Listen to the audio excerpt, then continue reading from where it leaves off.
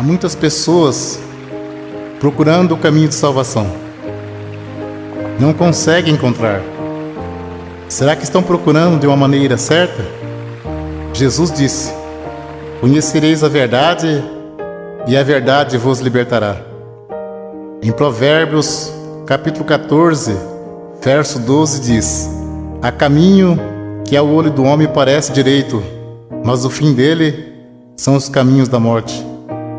No Evangelho segundo Mateus, capítulo 15, verso 14 diz: se um cego guiar outro cego, ambos cairão na cova.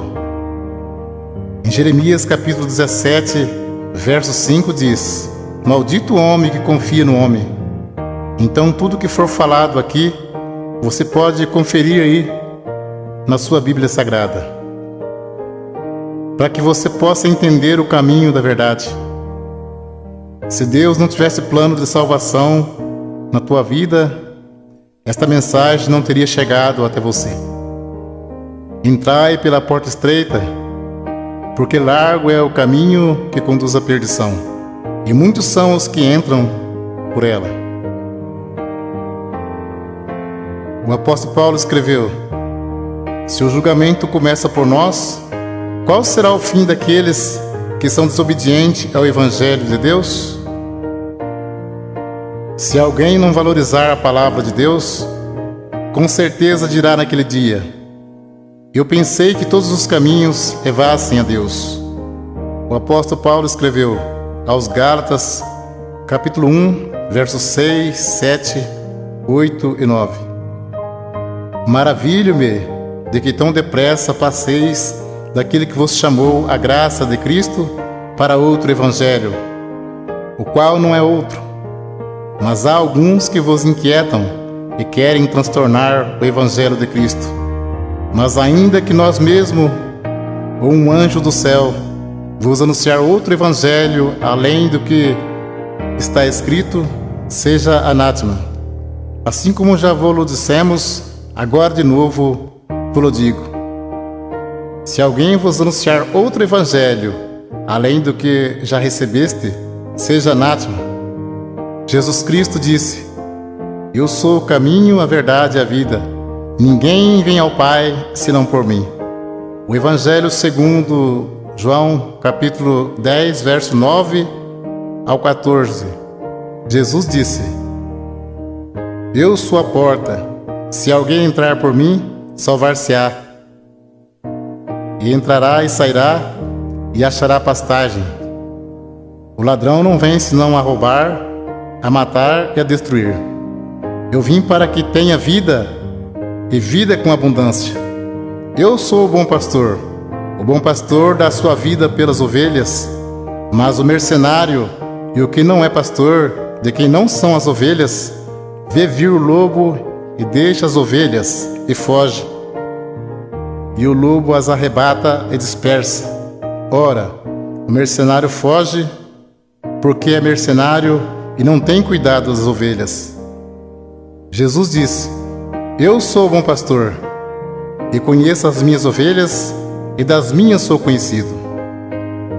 Veremos agora em Apocalipse, capítulo 22, versos 18, 19, 20 e 21. Porque eu testifico a todo aquele que ouvir as palavras da profecia desse livro, que se alguém lhe acrescentar alguma coisa, Deus fará vir sobre ele as pragas que estão escritas neste livro. E se alguém tirar quaisquer palavras do livro desta profecia, Deus tirará a sua parte da árvore da vida e da cidade santa que está escrito neste livro. Aquele que testifica essas coisas diz: certamente cedo eu venho. Amém. Ora vem, Senhor Jesus. A graça de nosso Senhor Jesus Cristo seja com todos vós. Amém. Segunda Epístola, João, capítulo 1, verso 10 e 11. Se alguém vem ter convosco e não traz essa doutrina, não o recebais em casa, nem tampouco o saudeis, porque quem o sauda tem parte nas suas más obras. Segunda Epístola, Pedro, capítulo 3, versos 16, 17 e 18. Falando disso, como em todas as suas epístolas, entre as quais há ponto difícil de entender, que os indoutos em inconstante torcem igualmente as outras escrituras para a sua própria perdição.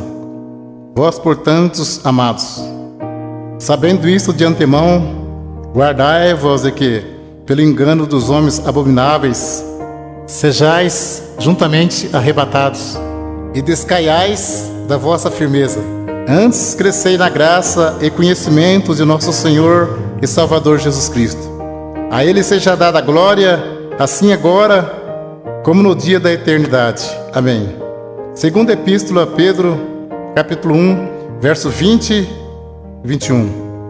Sabendo primeiramente isto, que nenhuma profecia da Escritura é de particular interpretação, porque a profecia nunca foi produzida por vontade de homem algum, mas os homens santos de Deus falaram inspirado pelo Espírito Santo. Se a profecia não é de particular interpretação, então não temos nada que dizer que a doutrina é de Pedro ou de Paulo, mas sim doutrina de Jesus Cristo. Para termos a salvação, precisamos ter compromisso com a palavra de Deus.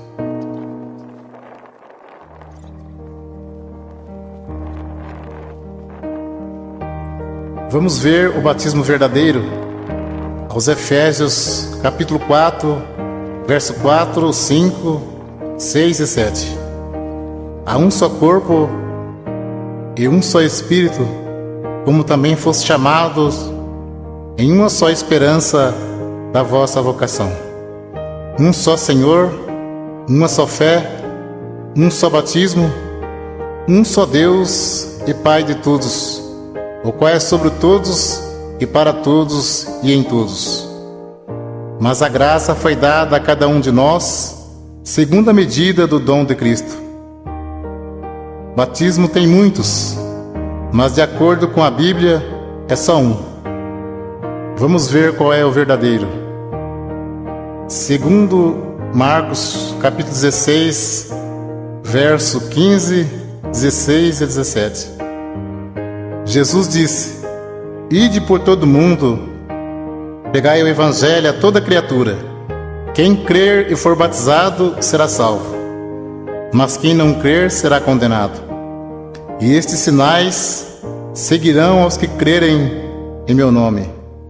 Expulsarão os demônios, falarão novas línguas, pegarão nas serpentes, e se beberem alguma coisa mortífera, não lhes fará dano algum.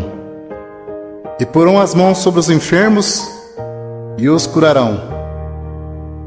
Ora, o Senhor, depois de lhes ter falado, foi recebido no céu e assentou-se à direita de Deus. E eles, tendo partido, pregaram por todas as partes, cooperando com eles o Senhor e confirmando a palavra com sinais que se seguiram. Amém. Evangelho segundo João, capítulo 3, verso 3 ao 7. Jesus respondeu e disse-lhe: na verdade te digo, que aquele que não nascer de novo não pode ver o reino de Deus. Disse-lhe Nicodemos: como pode um homem nascer sendo velho? Porventura pode tornar a entrar no ventre de sua mãe e nascer? Jesus respondeu: na verdade te digo, que aquele que não nascer da água e do Espírito não pode entrar no reino de Deus. O que é nascido da carne é carne, e o que é nascido do Espírito é Espírito. Não te maravilhes de ter dito: necessário vos é nascer de novo. O novo nascimento e a regeneração só se recebe pela fé em Jesus Cristo, que pelo nosso pecado foi entregue e ressuscitou para nossa justificação. Vamos ler agora quais palavras faladas no batismo, de acordo com a palavra de Deus. Atos dos Apóstolos, capítulo 2, versos 37, 38 e 39. As primeiras conversões. E ouvindo eles isto, compungiram-se em seus corações E perguntaram a Pedro e aos demais apóstolos: que faremos, varões irmãos? E disse-lhe Pedro: arrependei-vos, e cada um de vós seja batizado em nome de Jesus Cristo para perdão dos pecados, e recebereis o dom do Espírito Santo. Aos Colossenses, capítulo 3, verso 17: e quando fizerdes por palavras ou por obras, fazei tudo em nome do Senhor Jesus, dando por ele graças a Deus Pai. Continua o assunto do batismo. Evangelho segundo Mateus, capítulo 28, versos 16, 17, 18, 19 e 20. E os 11 discípulos partiram para a Galiléia, para o monte que Jesus lhe tinha designado. E quando o viram, o adoraram, mas alguns duvidaram. Disse Jesus: portanto, ide, ensinai todas as nações, batizando-as em nome do Pai, do Filho e do Espírito Santo, ensinando a guardar todas as coisas que vos tenho mandado. E eis que estou convosco todos os dias, até a consumação dos séculos. Amém. Então, conforme vemos, as palavras faladas no batismo de imersão nas águas é: em nome de Jesus Cristo te batismo, e em nome do Pai, do Filho e do Espírito Santo. Como se sauda o povo de Deus quando se encontra ou se despede? Aos Colossenses, capítulo 3, verso 15: e a paz de Deus, para a qual também foste chamados em um corpo, domine em vossos corações e sede agradecidos.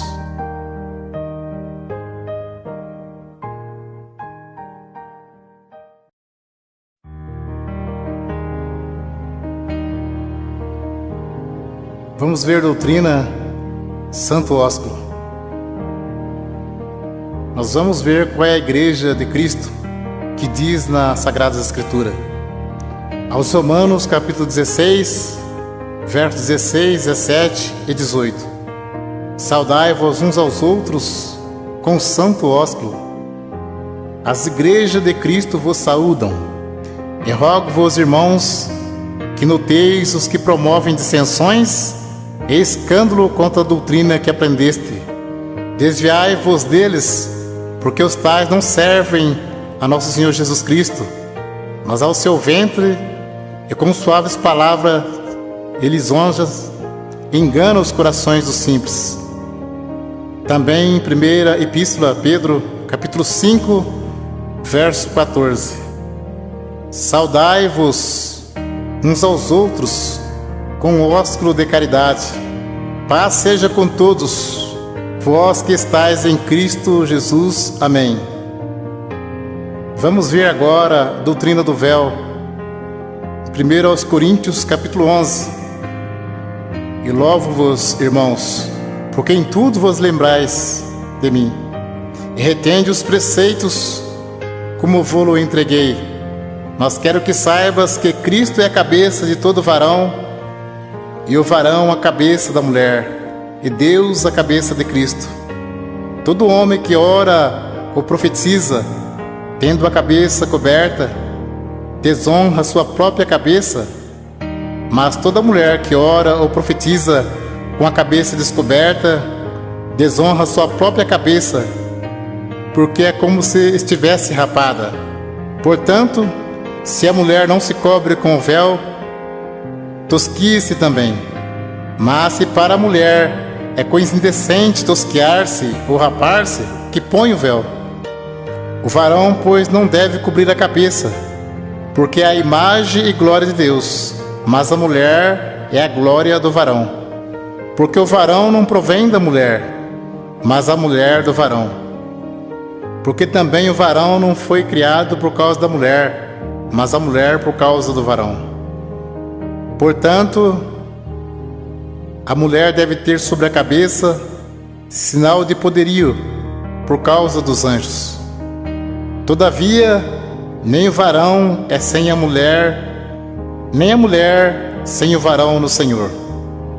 Porque como a mulher provém do varão, assim também o varão provém da mulher. Mas tudo vem de Deus. Julgai entre vós mesmo. É decente que a mulher ore a Deus descoberta? Ou não vos ensina mesmo a natureza que é desonra para o varão ter cabelos crescidos? Mas ter a mulher cabelos crescidos lhe é honroso, porque o cabelo lhe foi dado em lugar de véu. Mas se alguém quiser ser contencioso, nós não temos tal costume, nem as igrejas de Deus. Até o texto diz como as mulheres devem se apresentar-se na igreja. Então é bem claro, ter a mulher cabelos crescidos lhe é honroso, porque o cabelo foi dado em lugar de véu. Então, se o cabelo é dado em lugar de véu, não pode cortar nem tosquear. Mas se para a mulher é coisa indecente tosquear-se ou rapar, que põe o véu. Se tivesse escrito somente no cabelo, não mandaria pôr, porque o cabelo já está no lugar. Uma cortina você põe e tira. O véu a mulher põe e tira. Uma pergunta: julgai entre vós mesmo. É decente que a mulher ore a Deus descoberta? Não. Para você entender mais fácil, aqui fala de 2 mandamentos.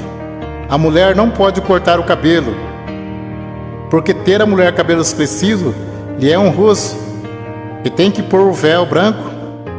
Portanto, a mulher deve ter sobre a cabeça sinal de poderio por causa dos anjos. Tem que se cobrir com o véu quando for orar e profetizar. Vamos ler 1 aos Coríntios capítulo 14, verso 32 ao 37. Fala sobre a necessidade de ordem no culto, porque os espíritos dos profetas estão sujeitos aos profetas, porque Deus não é Deus de confusão, senão de paz. Como em todas as igrejas dos santos, as mulheres estejam caladas nas igrejas, porque lhes não é permitido falar, mas estejam sujeitas como ordena a lei. E se querem aprender alguma coisa, interroguem em casa seus próprios maridos, porque é indecente que as mulheres falem na igreja. Porventura saiu dentre vós a palavra de Deus? Ou veio ela somente para vós? Se alguém cuida ser profeta ou espiritual, reconheça que as coisas que vos escrevo são mandamento do Senhor. Um esclarecimento para você saber como é a Santa Ceia. Jesus celebrou a última Páscoa, que era uma vez ao ano, e celebrou a primeira Santa Ceia, que se segue uma vez ao ano. A Santa Ceia é a lembrança do sacrifício e da morte de Jesus Cristo por nós, até que Ele venha nos buscar.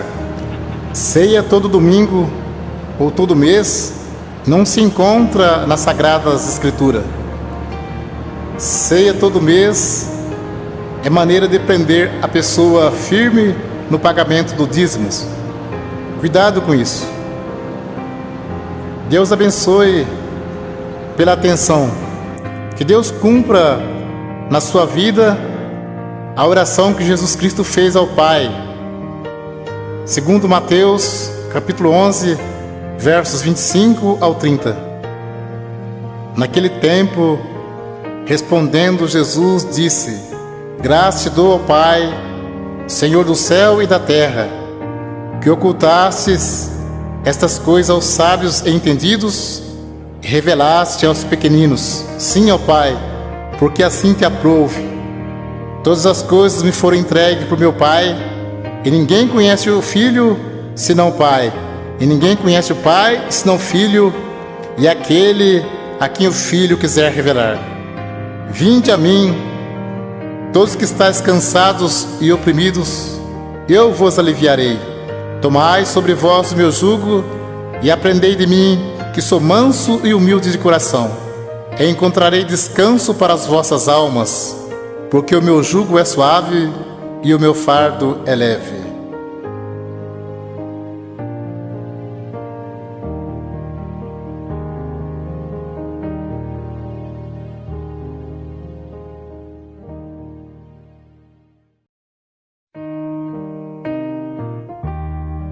O assunto agora é sobre dízimos. Velho Testamento, Malaquias, capítulo 3, versos 8 e 10. Roubará o homem a Deus? Todavia vós me roubais e dizeis: em que te roubamos? Os dízimos e nas ofertas alçadas. Trazei todos os dízimos à casa do tesouro, para que haja mantimento na minha casa. E depois fazer prova de mim, diz o Senhor dos Exércitos, se eu não vos abrir as janelas do céu e não derramar sobre vós uma benção tal, que dela vos advenha a maior abastança. Alguém levava um animal perfeito e o sacerdote negociava o animal perfeito e sacrificava um animal imperfeito no lugar. Nisso que eles estavam roubando a Deus. Digo sempre, Deus não usa dinheiro. Coleta é para o próprio bem do povo de Deus. Se Deus não abrisse as janelas do céu e não mandasse chuva, a terra não produzia alimento. As tribos de Israel receberam herança, menos a tribo sacerdotal, que era a tribo dos levitas. Eles não receberam herança, então eles recebiam parte do dízimos para se manter. Por isso que dizia, trazer os dízimos para que haja mantimento na casa do tesouro. Não se tratava de dinheiro, mas de mantimento. Não há mais casa do tesouro. Jesus disse, minha casa é chamada por todas as nações casa de oração. Evangelho segundo Mateus, capítulo 10, versos 5 ao 10. Jesus enviou esses 12, ele ordenou dizendo, não ireis pelo caminho das gentes, nem entreis em cidade de samaritanos, mas ide diante as ovelhas perdidas da casa de Israel. E indo pregai, dizendo, é chegado o reino dos céus.